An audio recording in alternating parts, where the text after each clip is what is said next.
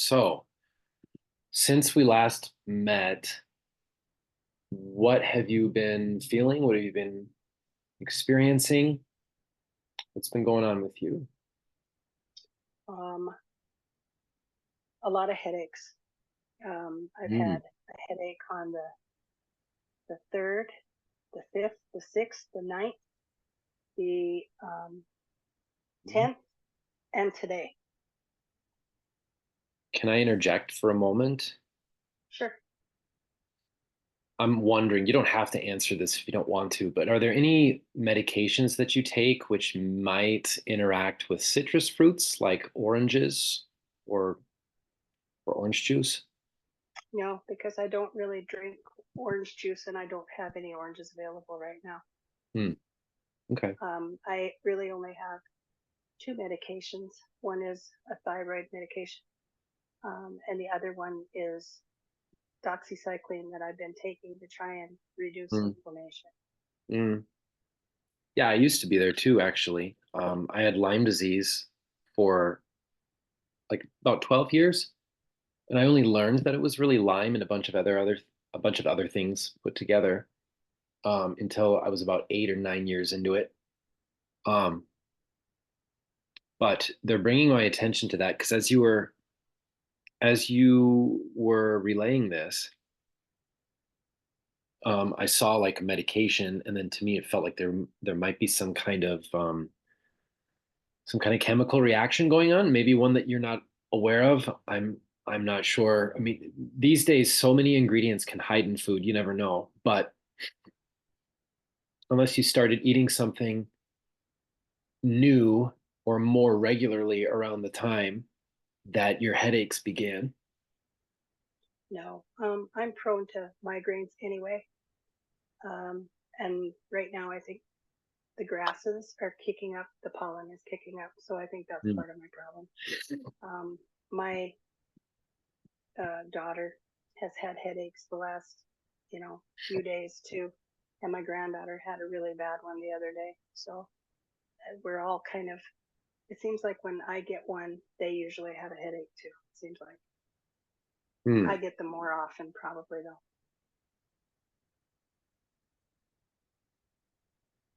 But there's nothing new. I actually tried, I have a medical card, and um, when I've tried to use it for migraines or acute pain like kidney stones, it Hmm. does not take the pain away. I Yeah. I can relax, but it's not a pain reliever. So I tried. My daughter has got cancer, and she had a vape pen, so I did try that.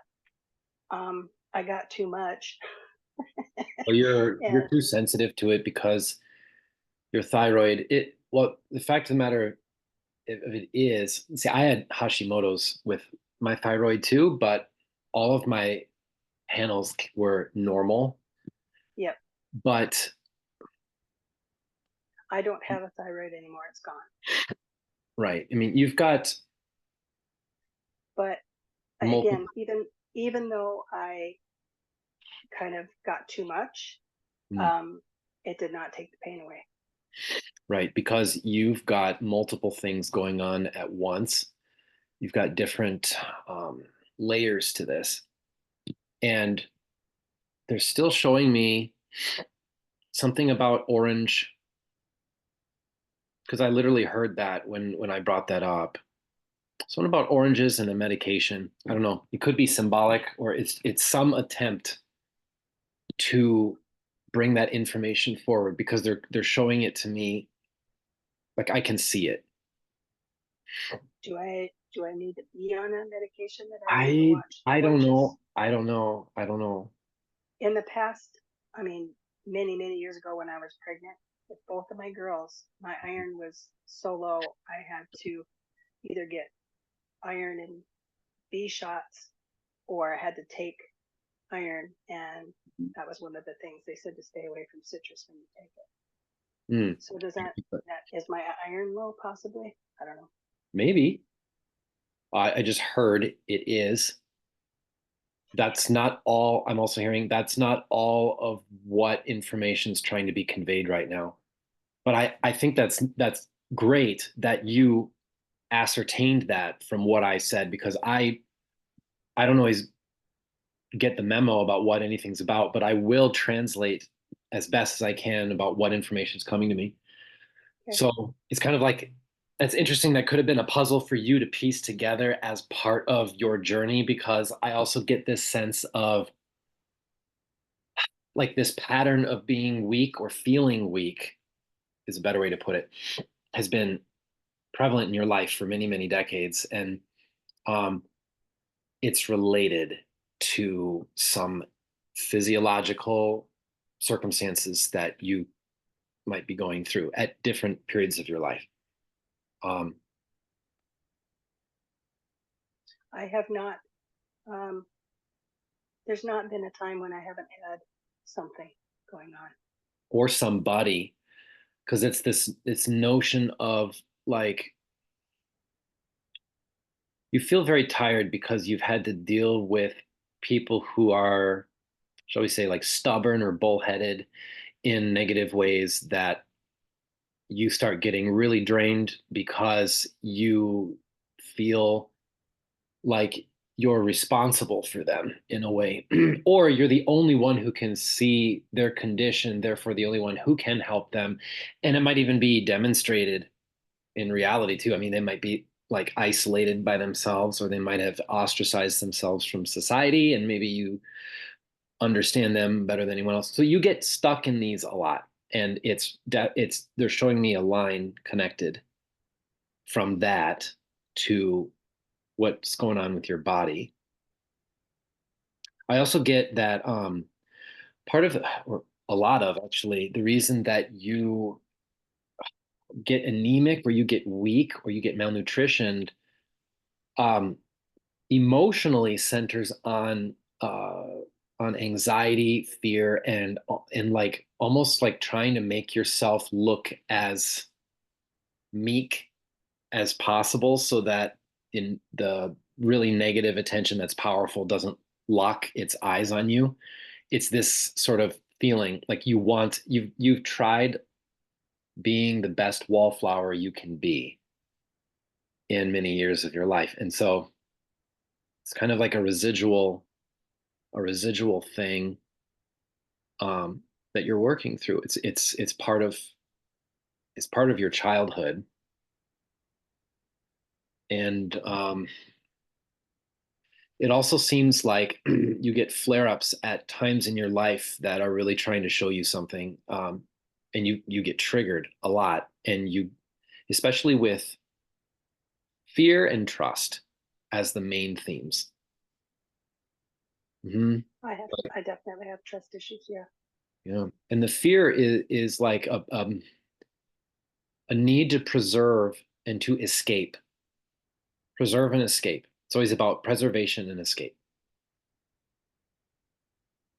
So it wouldn't surprise me if you had ever wanted to be like a social worker, or somebody who helps people who are in really dire straits or needs, because you would fit that role so perfectly. I worked at the police department in Minot when I lived there, and part of the reason why I left is because it really took a toll on me. There was a lot of um, parts of my job that I had to deal with So abuse of much. children, There's and there's I had kids of my own, and it mm, really bothered me. Like it was hard to not take all that home. So right, especially when you're diving into that as the work. You're far too sensitive to do that at the volume you were doing it. That's the thing too that I learned actually, these past maybe 4 years or so doing this professionally. I like to do that still, because it's so much more than that. I love doing what I do, but just noticing. Oh, I lost it. What was I going to say? Man, that was juicy. That was good. diving in, Yeah. Oh, the quantity versus quality type of argument, I guess you could frame it as. So people like us who are extraordinarily sensitive, often we fare better, especially when we're working with people, which makes sense because usually sensitive people want to work with others and they care, right? We have pure hearts. So, but we have a hard time seeing the potency of what we do, or we have a hard time acknowledging or appreciating, recognizing how potency matters more than breadth. That's a good way to put it. There's like a hot dog stand approach, and then there's a 7 course meal um, Oh, special. I'm a sit down kind of person. Yeah, me too. I don't pass by. Yeah, get in probably Mhm. too far. Well, it's not that you get in too far, it's that you don't know your own limits and you don't respect them. Because How do I know? because you diminish your own value by judging yourself if you're going to fail people or fail projects, and you literally take that on as your responsibility. That mechanism that keeps you doing that again and again and again in life is why you attract narcissistic, controlling types of men. Um, or I should say, the relationship dynamic easily transgresses into that. Because there were some relationships you began, and then it was like 1 or 2 years went by, everything seemed okay, and then like the layers of the masks started coming off, where you got to see more. So there was different pace. There were different paces at which that would happen from relationship to relationship that you've had with that dynamic. But regardless, there's always been that sort of I mechanism. really haven't had much for relationships. I mean, I got married very young, so Mm. um, that's pretty much. And I've been married since for 40 years. So Hmm. We've had like a couple of what would we call them, interests or potential suitors if your circumstance had been different, because you remain loyal. But um, I feel like that dynamic, those two roles, have been a steady theme for you. I mean, it even goes beyond the realm of personal relationships and into like family, because I feel like a father relationship dynamic that they're showing me. my dad passed away in '98. Mm. So I was what, early 30s, 34, 33. Um, my dynamic with him was fine. I mean, I don't really see much there. Um, my mom was the difficult relationship. Oh, yeah, because it felt like a masculine energy to me. But maybe your mother is. Sometimes that happens when I'm channeling someone, and I'm like, it really, really feels like dad, or it really, really feels like wife, or something like that. Brother, Yeah, sister, and gender and I mixed. didn't have any grandfathers. One died before I was born. One died when I was 3. Hmm. I had 2 older brothers and one younger, and then a younger sister. Hmm. Hmm. So you said that nothing's really changed in the past 2 weeks except for the headaches. Yeah. Most. I Yeah. actually last week I actually didn't. I daycare for my granddaughters, and last week I didn't have them. Their other grandmother came and stayed Mhm. with them for a week. So Hmm. last week was more of a down time for me. But yeah, That is I did good for not. you though, because you are so busy, and you've always done that your whole life. You've always scheduled yourself full. In fact, I almost dare to say it's kind of an addiction. Feels like it. It's a guilt thing. I feel like if I'm not busy or accomplishing something, then Hmm. I'm looked at as being lazy because because I was Like told that you as get a almost child that like I was selfish. a dopamine rush or a dopamine kick right right as right as you anticipate somebody recognizing that you're providing for them or you're working with them or assisting.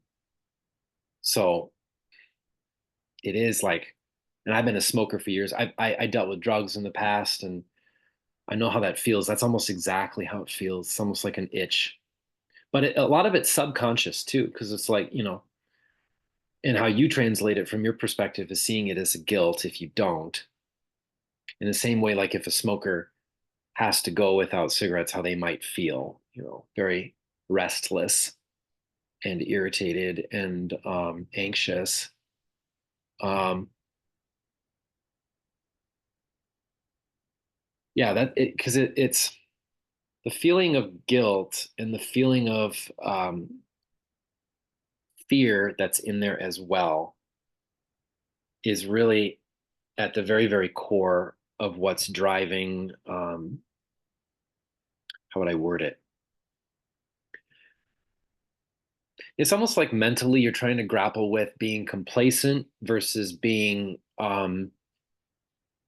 sensitive and knowing that you want to make some different moves in your life. Because I feel like you don't want to feel stuck, but at the same time, feeling stuck does make it feel comfortable, like you're insulated to a certain extent. It's kind of like a psychological thing.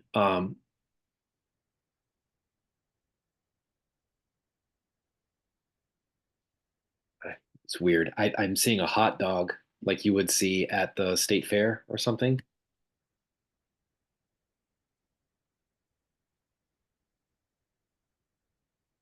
Did these headaches begin immediately the day after we did the healing? That was like what, the 29th? Hmm. No, It was a little after that, wasn't it? It yeah, was about a but week after. like I said, they're pretty prevalent. I get migraines somewhere between 8 to 15 times a month. Since when? Um, the first one I had was when I was about 12, and they were pretty sporadic then. As I got older, hormones shifted and they were became cyclical. Um, So, they got really bad when I was probably in my 20s. I had acupuncture done, and that would keep them at bay for hmm. somewhere between 6 months to a year. And then that stopped working. And when we moved to Minnesota in 2013, they were horrible, horrible. So you've had them your entire life, essentially, Yes, consistently. yes, You have them every but year. You never skip in between. no. And they got better with acupuncture. Were you seeing the same acupuncturist that entire time as it When diminished with its effectiveness?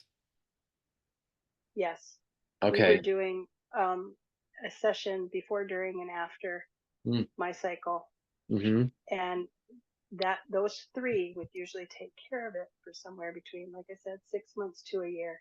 Mm. But then after about 3 or 4 years, that just stopped working. Oh, 3 or 4 years. So you would go several years without having headaches. I still had headaches, but they weren't full Ah, blown migraines. gotcha. Did your doctor ever work with herbs? I've never had, not until I was in my 40s, did I have a naturopath or an integrative doctor. Mm. So no, no, Imitrex is what I've The been reason told. I'm the reason I'm bringing that up is because if Chinese medicine was really effective, if acupuncture was very effective, traditional Chinese medicine will be as effective or better. And I know that from firsthand experience because it was the only modality that yielded me any relief in the beginnings of my chronic disease. But I've also studied it, and I do also have herbs in my possession that I help certain people with. I don't put it out there that I do it as much. I only do that with certain clients and friends that really trust it and have had a good track record with it. But it's coming up because I was interested in knowing which, like, if you knew where the needles were and what she was working on, because for me it feels like stomach, spleen, um, channel, and the liver. So you've got like stomach, spleen, classic liver channel stuff, especially if it's around the menstrual cycle. And what the liver channel talks about is your central nervous system, your hormones, and also anytime there's frustration or repression, especially like feelings of anger or constriction, uh, they'll manifest in your liver channel. It doesn't always mean it has so much to do with your organ itself. Like it might not necessarily be so much up with your liver, but with circulation in particular. And chi, if if it's blocked and you unblock it with acupuncture, can be an incredibly effective treatment, but it doesn't address the underlying root causes as to why those blockages begin in the first place. For Well, me, it feels like you clench because you freeze, fight, flight, freeze, or fawn. You're a freezer. You like to freeze. And then if it gets really, really bad, you run. But I feel like that your hesitance and your reluctance to make certain decisions and move in certain areas socially will manifest as this blockage. And in addition, because of the guilt that you feel, that is directly related to malnutrition or to not getting enough nutrients absorbed into your body. So therefore, physiologically, what it looks like to me is um, you might have suffered from like chronic yeast infections here and there, or like IBS related symptoms, like digestion related stuff. Yeah. So. digestion, yes. The yeast part, no. And I'm not hormonal anymore. I had a hysterectomy, and Mhm. that's I really have no hormones anymore. I used to take bioidenticals, and I went off of them about 2 years ago, maybe a little longer. Well. I didn't notice a difference between on and off. Mhm. I We still still. can.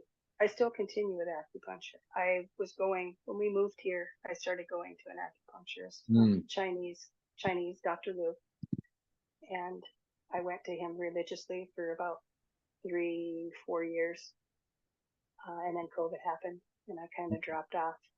But my chiropractor now does do some dry needling here and there. Mhm. Now So you need something more than that. You need someone who's versed in the channels. But I was going to say that's technically not true that you don't have hormones, because if you didn't have hormones, you wouldn't be alive. You've oh, got true. you still got your adrenal glands, you still got your Yeah. pituitary, you still got everything else. But even if you physically remove organs, the energy network is still there. The wiring from the soul and from the even the mental body, I'm hearing, but especially the emotional body, it's still there. It's kind of like in the most extreme case, people who are amputees will will say that it still feels like they have limb, like appendages and a limb going out. That's because they're still connected to that part of the framework, the body. Yep. Yep. So you've got that It, still. Hmm. yeah. It's more of a um, just a catch-all to say that um, I don't have those influxes like I used to have, because Hmm. that's what used to seem like it was causing the issues, was Hmm. when the hormones would flux. But Right. and I used to be able to predict them, and I can't anymore. Now they just come whenever. So Yeah, yeah, because yeah, well, that's just kind of how the cookie crumbles, and how in the future they're going to look back at our time and be like, oh my God, look what they did. Because my own grandmother, I know they don't do this anymore, but she had her tonsils removed, and then my sister had her appendix removed. But the fact of the matter is that the body can heal anything. It's just that it's so easily what their go-to is in um, the modern day healthcare system. They want to do all I that stuff, the invasive stuff. I was, I think, kind of chronic stress for a really long period of time, and that's when Mhm. everything started going sideways. Well, you shoulder way more than you can handle, and you know it, and you do it anyway. And you just keep doing it, doing it, doing it. So, what's driving that is an excellent rhetorical question to ask yourself often as we go through this healing course, because I think it's to try and help people so they don't struggle like I did. mhm. But the irony is that when we're doing that, we are so easily neglectful of ourselves, or not. It's not that we intend to neglect ourselves. It's just that there's a component missing where we need to start seeing the crowd of people that we help as being the crowd we're part of also. And the key to that is real trust, not just the thought or the goal of trust, or the prospect of trust, but actual connection with trust. And that is easier said than done. I mean, that's a big process to relearn trust or to heal from betrayal. Um, so I mean, there's different angles we can come at this with, because there's physiological things that I see and we can talk about, but everything physiological is, we'll say, a symptom of what's driving those changes underneath that. Like, open up the hood, what's going on underneath? There's emotional body stuff that's right at the center of these energetic blockages that occur and reoccur. Even though nowadays they're less predictable, as you say, they'll still occur for particular reasons. So that has everything to do with the emotional body. That's how you feel and why. But there's still a bit of like your emotional body, your mental body, and your physical body all want to kind of like strive to connect a little bit better. So when we do the healing with you, step by step, this can get you closer to that. So that's why I asked earlier if these symptoms occurred right after the healing, because a lot of times that will happen with certain people. And we have to kind of, see what that means for you specifically and how we can go forward with it on the course. Yeah, Uh, I don't because see that as being a causation. Oh, hmm, because you are very sensitive. I had a kind of feeling, I don't know if we talked about this prior, but some clients I've learned to do healing core to like a healing portion um, once, and then wait like another 2 weeks, see if there's still something being unearthed from that you still need to process from, and then we can ascertain, are they going to do it next time.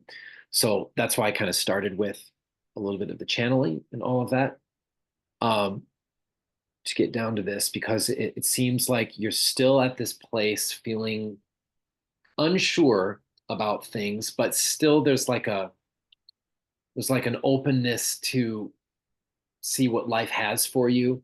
Yet at the same time, it's like this mild struggle, I guess you can say, between um, are you going to make a move that's going to change your level of comfort or your level of what you're used to, like everyday going through motions kind of thing, like for example, wake up at 9, drink coffee at 9:30, do this, do that, that, because sometimes that serves more of a purpose for people than an actual schedule. Like it's ingrained into their being for a purpose.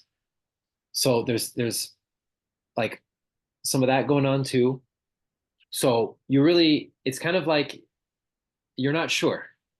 So you're kind of frozen a little bit. It's kind of like I wanted to say you want to eat your cake, you want to have your cake and eat it too. It's less that than it is like you're just unsure of making the proper decision. So there's a hesitation about like screwing up. Like, oh my God, I better really know what I'm gonna choose here before I make a move. But also, oh my God, at the same time, it seems like things are shifting, so I have to move, and I want to be able to move when I make the decision, not when it's forced upon me to do it. So you've got like these, you've got a little, you've got a sandwich and you've got different ingredients. You've got it's more than just ham and cheese. You've got a little bit of mayo, you've got some sprouts, pickles, onions, maybe like pumpernickel bread or something. So and everything is connected too. So when you pull one, that momentum will shift another thing slightly and then initiate it. So that's another thing that you're a little bit reluctant about because I feel like you intuitively sense that when change is going to come, it's going to kind of and then exponentially snowball kind of thing. And you really don't like feeling like you're out of control because you don't trust that the wave will carry you surfing forward because you've been so used to kind of feeling like you've crashed into the waves or they've crashed into you Yeah, or there were like sharks. I'm gonna get caught in undertow.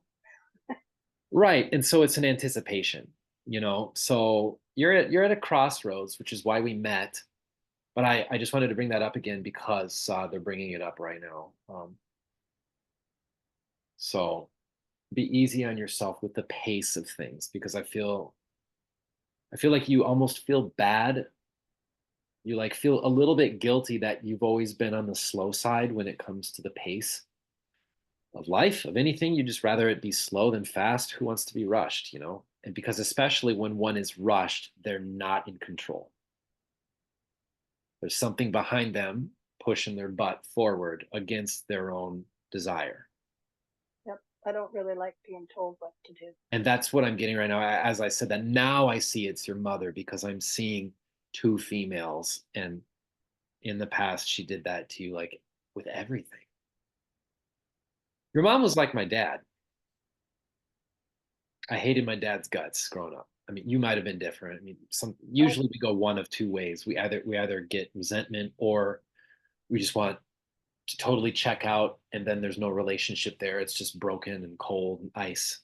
But I could I could not get wait to get away from her. mhm, right. And she was kind of a head case until she left too. Like she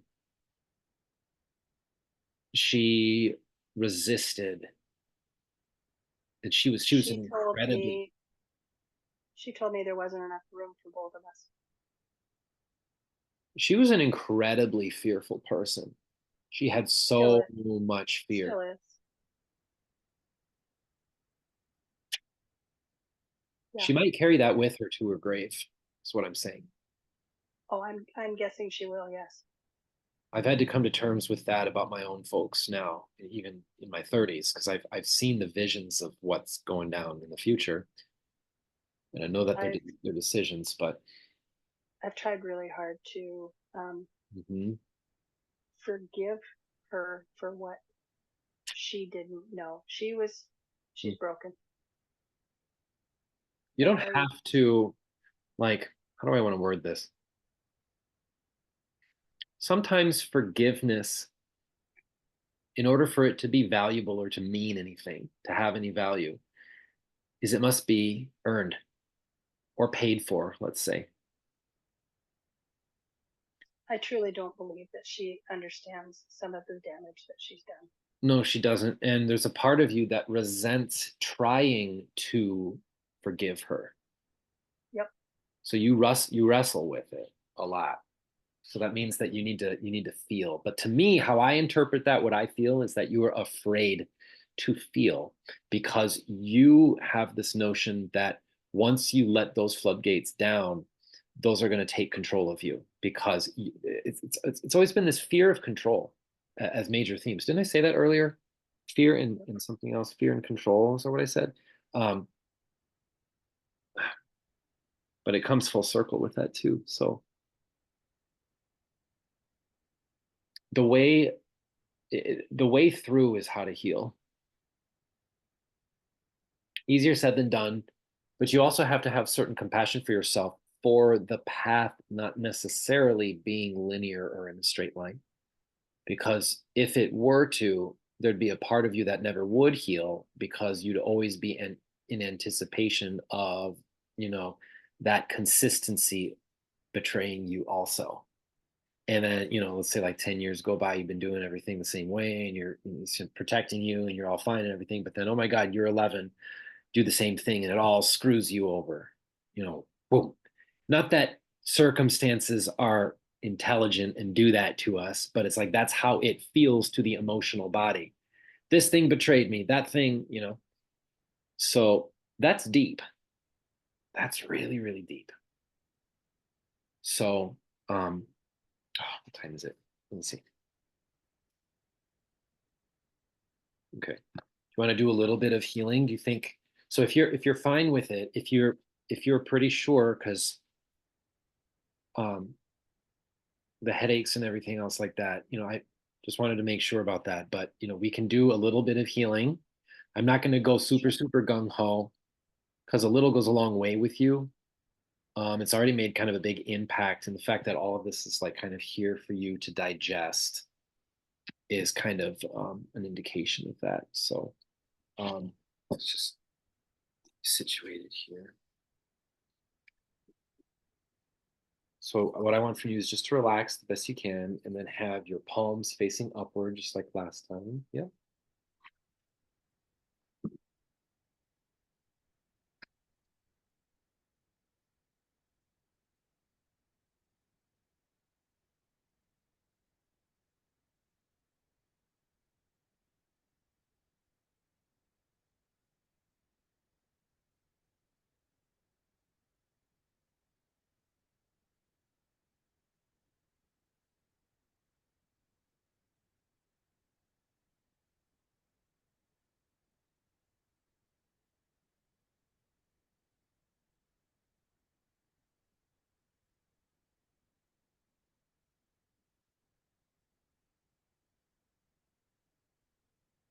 Mm.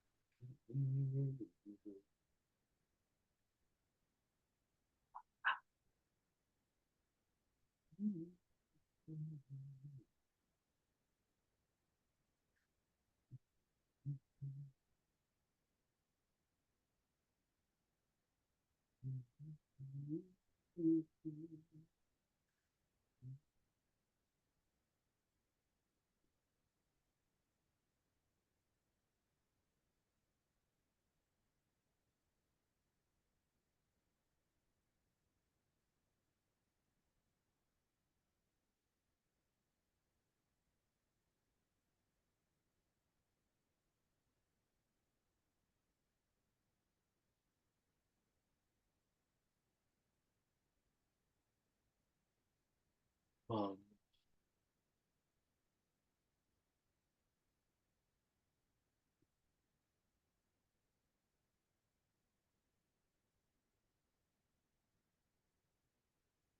oh,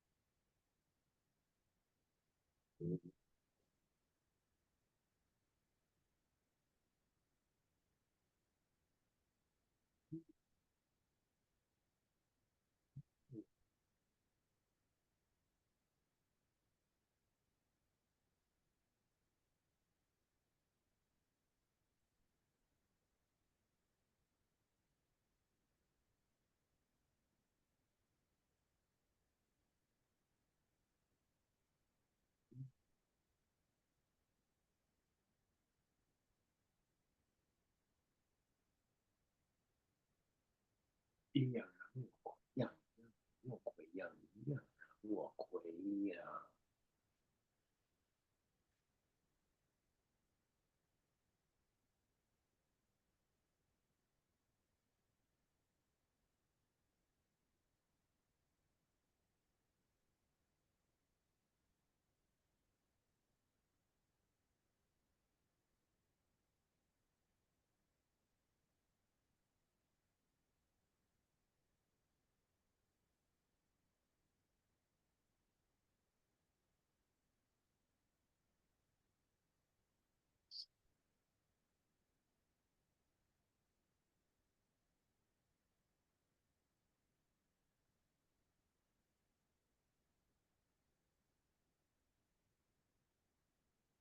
嗯嗯嗯，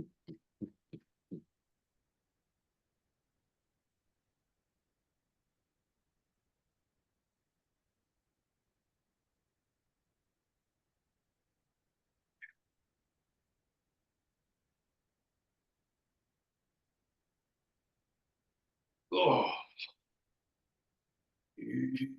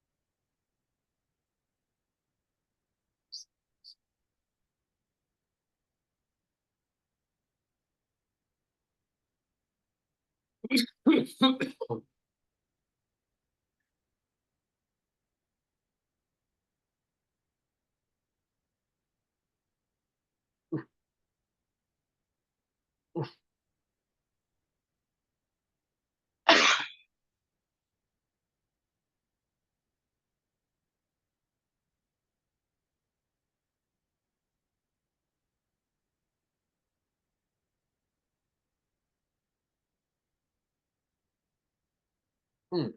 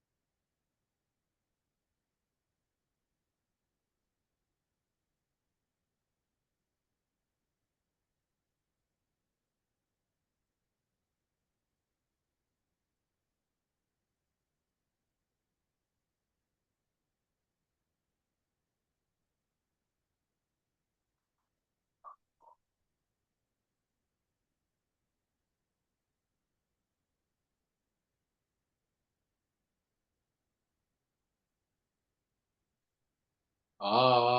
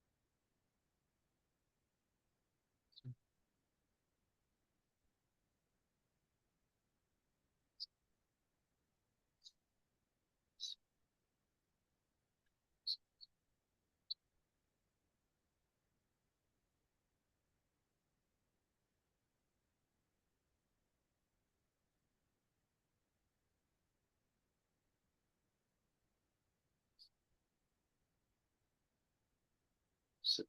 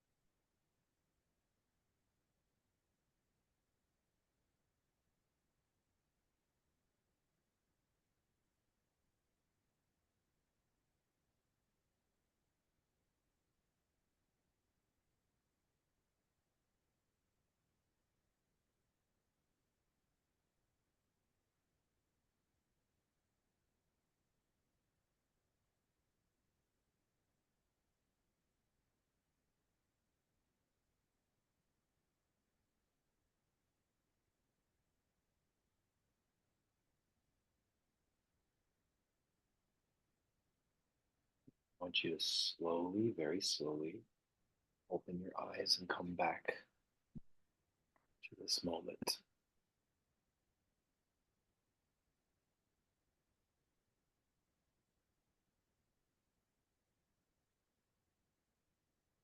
Two things I want to relay before they melt away. Saw a lot of Celtic crosses with you today.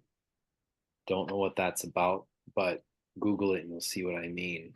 It's a three-sided thing everywhere with you today. There's something else too. What was it?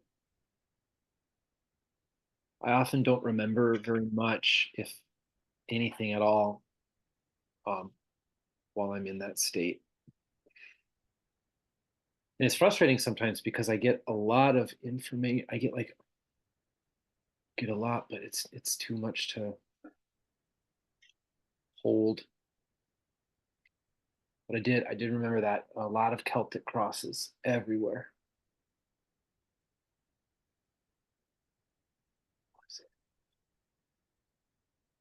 What did you feel anything in particular? Um, Physically, there was a little bit of tingling Mm. in my fingers and in my kind of in my forehead. Oh yeah, thank you. Okay, yeah, there's a lot up here with the head. I had to straighten it all out. It looked like spaghetti. It was like, this is going to sound really weird, but this is the best way I can explain it, what it looks like. You know how that, if you have a really, really hot road and you see that mirage way towards the end, it has like the little invisible waves and it kind of curls it, that distortion. But imagine that with like um ramen noodles, like in the ramen pack, like those little squiggly, like small little things. So you could see each one of those ripples like that defined and that squiggly all around your head. And it didn't show up until the second half of that session. But clearing it away and then reestablishing it, I heard at that time too that you overanalyze and overthink processes way too dang much. So that's the Yep. from the mental body. listen carefully, from the mental body, that's where that gets gunked up. But from the emotional body, which is a little bit different, it's its own kind of layer, that gets pinched elsewhere because of what we were talking about earlier with trust wounds and betrayal and fear of or like self judgment as a you learn self judgment as a way to survive, because if you could point the finger at yourself, then therefore hopefully that would be enough of a distraction by the authorities or the one you walk on eggshells for, to kind of distract them. I learned all the tactics too growing up with my father.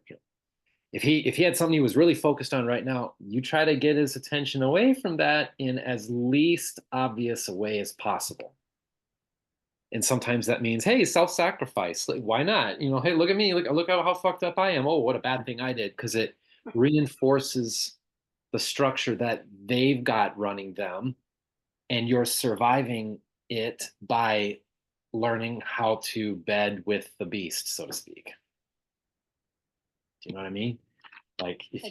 if you can't beat them, become them, kind of thing. And as children, that's really true because we don't have much of an option, especially when we are sensitive or psychic or both, and our parents do not condone it and do not acknowledge it, or have the ability themselves but have failed tragically at accepting that as a part of their being and distorting it, which is what control issues stem from. They usually stem from sensitivity. So the dark side, it's kind of like, both Jedi and, are you a fan of Star Wars? Yeah. Okay, it's like, Jedi and Sith both come from the same source, but it's like, they both have the same potential, the same endowment, but what their experiences do for them shapes their destiny in a way. Because both, it's needed from both sides. But anyway, um, it's like that. So that's why a lot of times when the subject of empaths and narcissists come up, I have something very unique to say about it that you don't really hear in popular discourse, is that both um, what we call empaths and what we call narcissists have the same endowment. They just choose differently about how they develop from their experiences. So that's part of why the pull comes so strongly. So I feel like one is a self-sacrificing and the other one is I'll sacrifice everybody else. In a way, but what's unique about blah, blah, what's similar about them, and the core of the endowment or the gift slash curse, whatever you want to call it, is um this they both have control issues. See, but one is covert and one is overt. So the empath, I'll say, okay, fine, I'll do it with the narcissist example first. So the narcissist will I lost it. Sorry. Try and bring it back.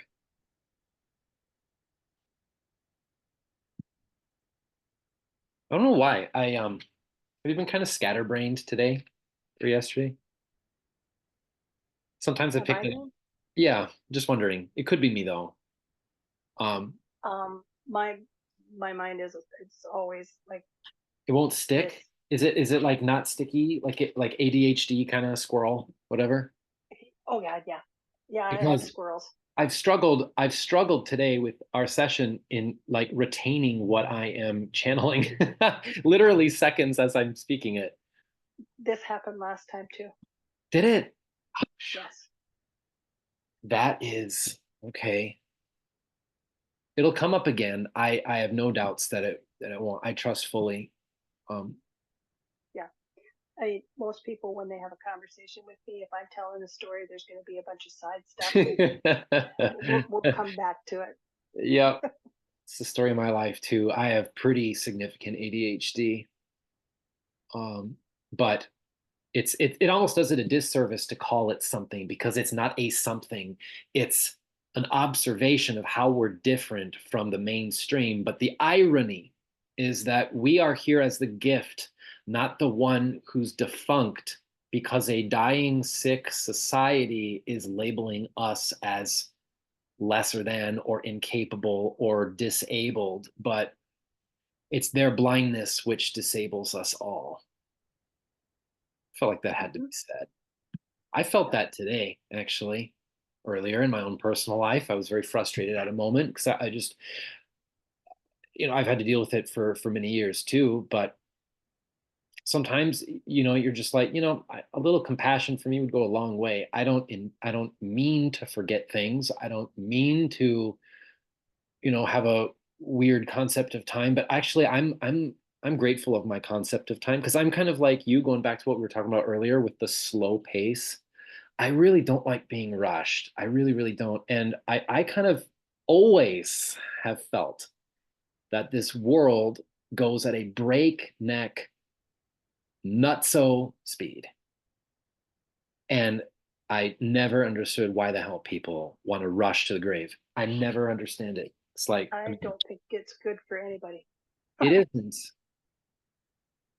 but it's also my old fart soul I that wish. has lived and died so many lives and has remembered a fair chunk of it and have retained it, where it's just like I was born into this world to prioritize peace. Like that's my ultimate goal in this life is just peace, right? Yeah, Because we all deserve it.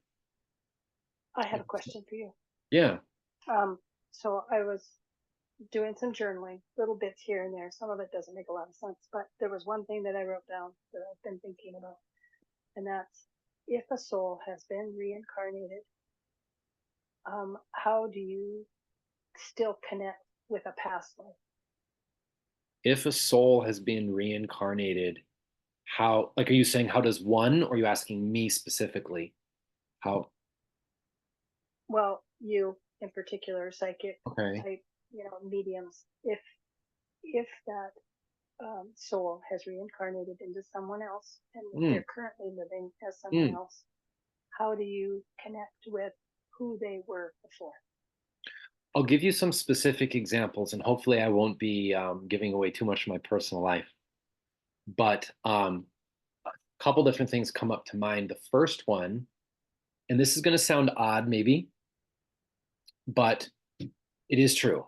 So, ever since ever I can remember, I've always been extra fascinated, extra interested in Asian things and people and languages and notions and everything Asian. At least in the beginning of my life, that's what I thought it was, and then it um, deduced down from more experiences and more um, aha moments, I guess you could say, that point to, okay, this is what this was. So I was, of the lives that I lived on Earth, I should say, most of them were in what we now call China and Japan. And I had one life in particular in Japan. And since meeting my soulmate, who I'm now married to, we've since understood from her journey and my journey together, and then talking about it, confirming that we were both lovers at a different time in Japan, but we switched the gender role. And so there's a lot of like aha moments in that relationship as it even began, from the time it began to how it progressed and what, because like in my life, I had been through a lot of ladies. I have Venus and Gemini, so variety in the form of love. So it's just no matter what I did or didn't do, it just seemed like, they came and went. And then I had some really, really great gals that stuck around for a little bit, but things were always shifting and moving and changing. And when I met my now wife, um, it wasn't necessarily a romantic feeling, but it was I know you. Like, really, really, I know you. You feel so familiar to me. So that's usually now my immediate indication that I'm hooking up with a soul with any relationship, and there's some sort of like past life connection, or it couldn't even be what we might call future life. But the reality is, the past and the future are not distinct from one another from their from where that is, from where that's located. We'll say. Uh, so what's the past can be the future and vice versa. It's just like another area. So another way to look at it is your lives that you live themselves are little leaves that are attached to a stem, that are attached to a branch, that are attached to a trunk, that are attached to the roots of a tree of life, let's say. And then wherever each individual leaf touches in a physical space is, let's say, its own time and space. That's how I see life. So past and present lives and future lives, all that are all connected at a trunk, so to speak, from a structure. That structure is what we call a soul. And the soul is connected to a larger structure, which is the web of souls, or what we call the oneness, right? Or God. Um, so, but I know that's kind of going off on a tangent, but other examples are, this is a big one now, with sexuality. Um, a lot of people that are born from previous lives that were very impactful to them, whether positively or negatively, um, from a different gender, to the extent that when they come through and they're born into a new life, they have some unfinished business, some baggage, and they still want to identify with that life that left such a large impact on them. And you'll see it with people that don't know what gender, they're questioning their own gender, or they're questioning their own sexuality and all this and all that. I'm bisexual, and I learned that this is like a process of learning this about yourself. Um, Many of my previous lives were as women. And even before I knew that I was bisexual, in some of those previous lives that I was women, I kind of knew because I could empathize with women to the extent I could almost feel what it's like to be a woman. Actually the very first, um, or not the very first, one of my own readings for me from a genuine psychic medium confirmed with me of what I kind of already knew, um, somehow, that I had miscarried as a woman, and it devastated me and killed me because so many of my clients, and even before I took on clients, even in my own personal life, everywhere I went, I would always attract people that needed help and need like counseling or need like somebody to listen to, and nobody else is going to listen to them. Nobody else is going to understand them, but I'm going to understand. And um, women have always been such a theme in my life. Just like connecting with and almost like relating to in a sense, and I'm more comfortable with. That has everything to do with my previous lives as women that have made such an impact on me and are still what you would call maybe fresh from that, because like sometimes if the soul is coming in hot, some of the residue from that flame can kind of sizzle through for a moment, right? And then the vast majority of us don't really piece that together. But I'm hearing right now, actually, that's changing. Times are changing. More and more and more people are being born with greater and greater sensitivity and greater abilities because they're hot off the shelf. um, they're helping me explain this. And so I'm kind of like also eating a bowl of popcorn with you as this comes through. So it's kind of funny. Um, so that's a big one. Being an Asian thing. I mean, little things too, they would just add up over years and years and years. And you're just like, huh, that's weird. Always thought it was so weird how my family ate dinner. Um, Very like typical kind of like German heritage thing, my dad and mom. So we'd sit down, we'd like pass things around after we say grace, and then everybody just scarfs it down. It's really boring food, also, by the way, like meat and potatoes, like it's like brown and white, and maybe like canned vegetables or something like that.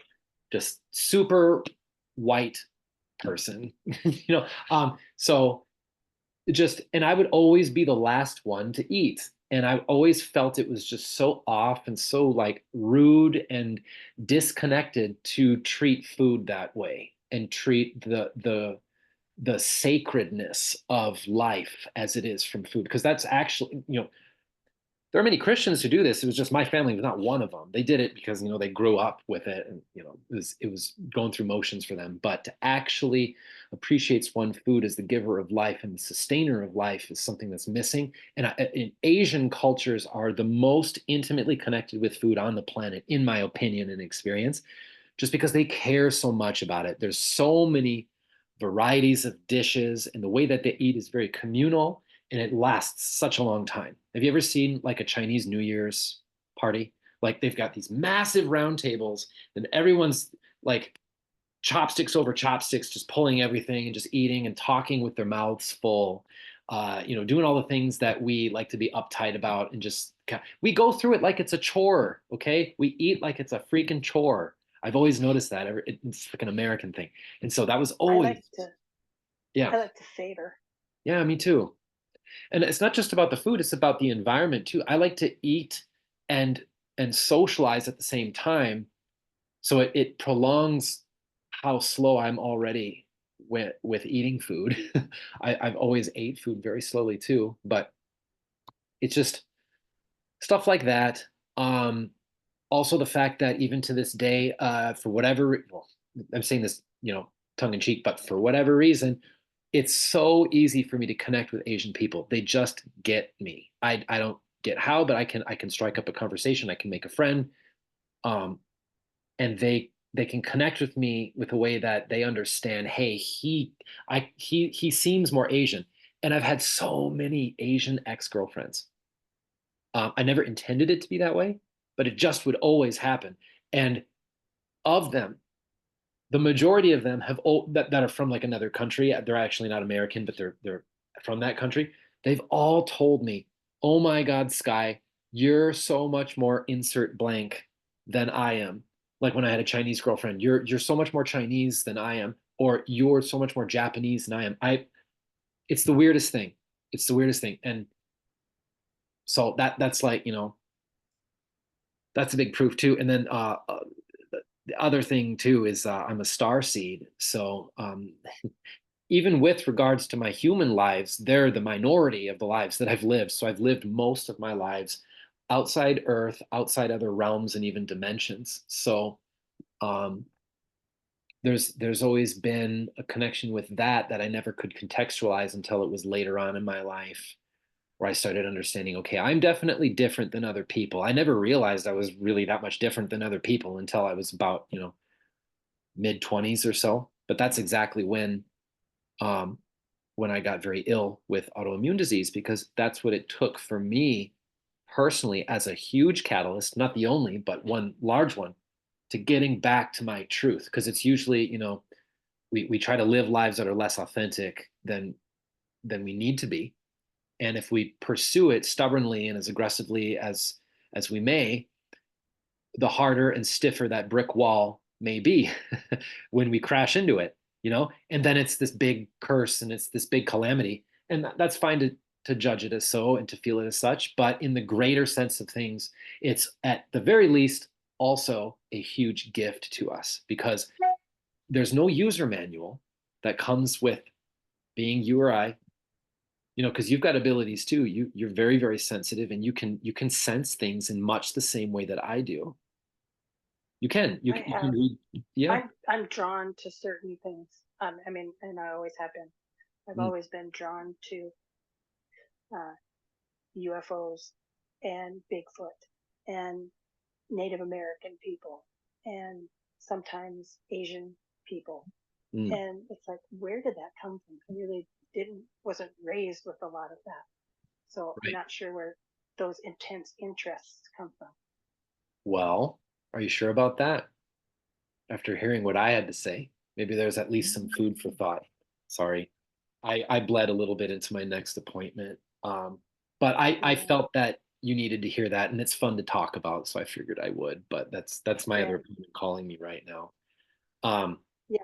I've really never delved into past life. I'm not really sure how to go about that, but we'll figure hear We from you. will, yeah, well, yeah, we've got plenty of time. I ain't going nowhere. You don't need to rush that because as is with me, you're an old soul. You've had a lot of experiences and it's a double-edged sword tapping into your past life because the point to life now is not to ruminate on something you were outside of now, Right. right? So the significance of the past life comes from the present one, which is something that we can sometimes lose when we try to chase that. But having said that, our past lives do tell us a lot about what we're dealing with now and how we got to where we are now and why we're living the current life that we're living. What culminated to that point that's now, right? Right. Just as it matters, like what kind of seed was planted, how much was it watered to get to, the current state that it's in? Does it get Right. enough sunlight? Does it get enough water? Does it whatever? Is it growing, this direction or that direction? Why is it growing? So yeah, we'll get into that. That's juicy. We can get into that next session, and then let me know how you'll feel next 2 weeks from now. If this amount of healing was, good, because I never want to be too heavy with people. I did that before in the past, and I've learned from my mistakes. Mm. Less is more sometimes when it's potent. So Okay. yeah. Great. Awesome. Well, thank you. It's lovely seeing Yeah. you. Thank Uh, you. Yeah. Yeah. I look forward to talking to you every time we talk. So Yeah, me too. I love your yeah. soul. Alrighty. All right. Take it easy. Thank you. Till next time. Thank you. Yep. Have a good night. You too. Bye bye. Bye.